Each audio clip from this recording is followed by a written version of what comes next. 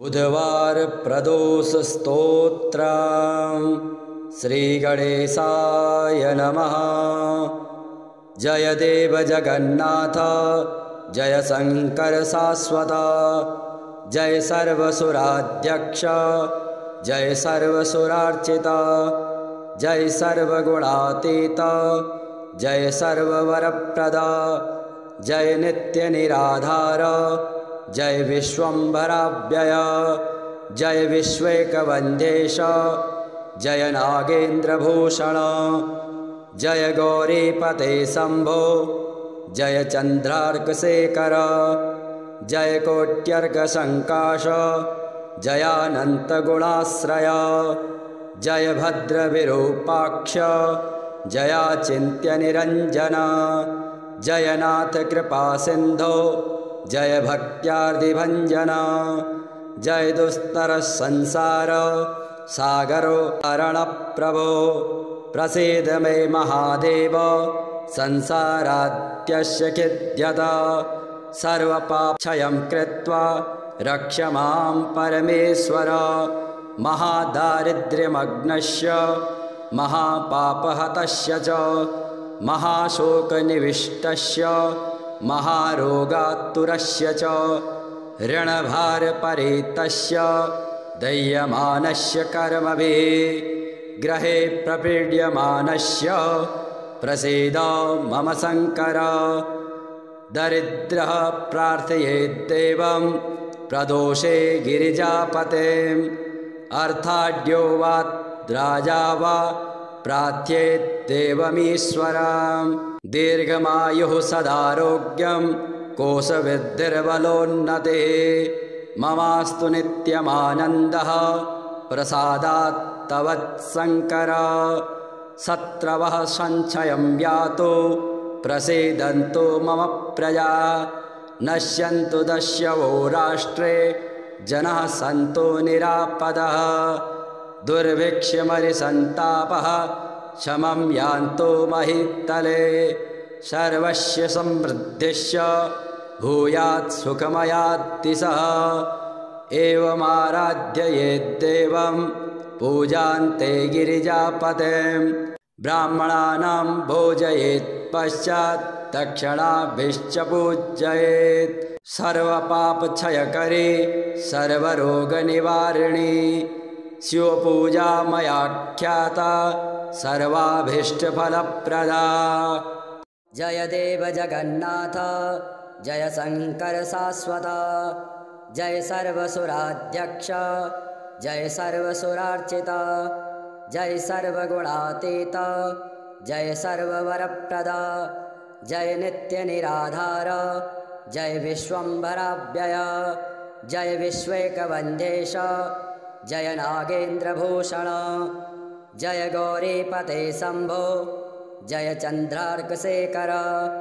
जय कोट्यर्कसंकाश जयानंतगुणाश्रय जय भद्रविरूपाक्ष जयाचिन्त्य निरंजन जय नाथ कृपा सिंधो जय भक्त्यार्दिभंजन जय दुस्तर संसार सागरो अरणप्रभो प्रसीद मे महादेव संसाराद्यस्य खिद्यता सर्वपापक्षयं कृत्वा रक्ष मां परमेश्वर महादारिद्र्यमग्नस्य महापापहतस्य च महाशोकनिविष्टस्य महारोगातुरस्य च ऋणभारपरितस्य दह्यमानस्य कर्मभिः ग्रहे प्रपीड्यमानस्य प्रसीद मम शंकर दरिद्रः प्रार्थयेद्देवं प्रदोषे गिरिजापतिं अर्थाढ्यो वा राजा वा प्रार्थ्येद्देवमीश्वरं दीर्घमायुः सदारोग्यं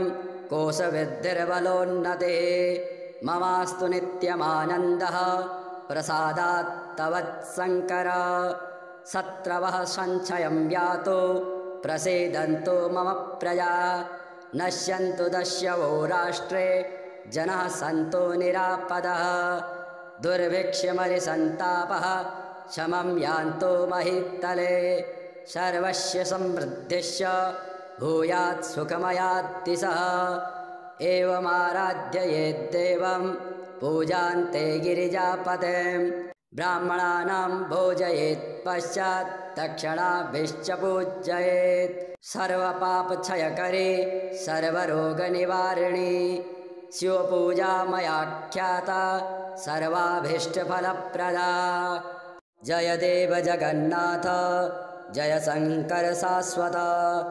जय सर्वसुराध्यक्ष जय सर्वसुरार्चित जय सर्वगुणातीत जय सर्ववरप्रद जय नित्यनिराधार जय विश्वम्भराव्यय जय विश्वैकवन्देश जय नागेन्द्रभूषण जय गौरीपते शम्भो जय चन्द्रार्कशेखर जय कोट्यर्कसङ्काश जयानन्तगुणाश्रय जय भद्रविरूपाक्ष जयाचिन्त्यनिरञ्जन जय नाथ कृपासिन्धो जय भक्त्यार्तिभञ्जन जय दुस्तरसंसार सागरो अरणप्रभो प्रसीद मे महादेव संसाराद्यस्य खिद्यत सर्वपापक्षयं कृत्वा रक्ष मां परमेश्वर महादारिद्र्यमग्नस्य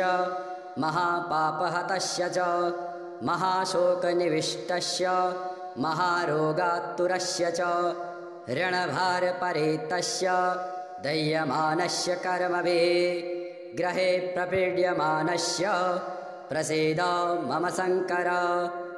दरिद्रः प्रार्थयेद्देवं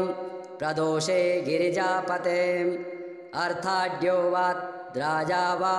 प्रार्थ्येद्देवमीश्वरं दीर्घमायुः सदारोग्यं कोशवृद्धिर्बलोन्नतिः ममास्तु नित्यमानन्दः प्रसादात् तवत्शङ्कर शत्रवः संशयं यातो प्रसीदन्तु मम प्रजा नश्यन्तु दस्यवो राष्ट्रे जनाः सन्तु निरापदः दुर्भिक्षमरिसन्तापः शमं यान्तु महीतले सर्वस्य समृद्धिश्च भूयात् सुखमयात्तिसः एवमाराध्य यद्देवं पूजान्ते गिरिजापतिं ब्राह्मणानां भोजयेत् पश्चात् दक्षिणाभिश्च पूजयेत् सर्वपापक्षयकरी सर्वरोगनिवारिणी शिवपूजा मयाख्याता सर्वाभीष्टफलप्रदा।